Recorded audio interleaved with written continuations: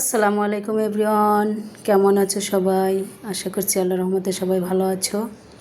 আমিও আল্লাহর রহমতে ভালো আছি।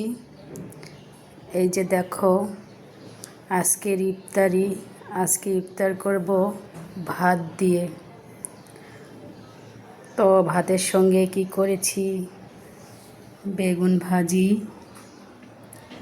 শুটকি রান্না করেছি, মাছ, রুই মাছ, মিষ্টি কুমড়ো দিয়ে রান্না করেছি, মুরগির মাংস লাল লাল করে ভুনা করেছি,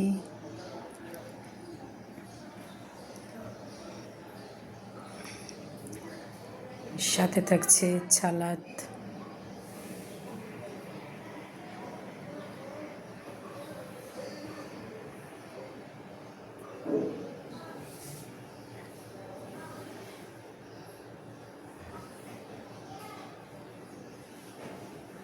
বাঙালি তো ভাত খেতেই পছন্দ করি, তাই আজকে এই যে ভাত রান্না করলাম।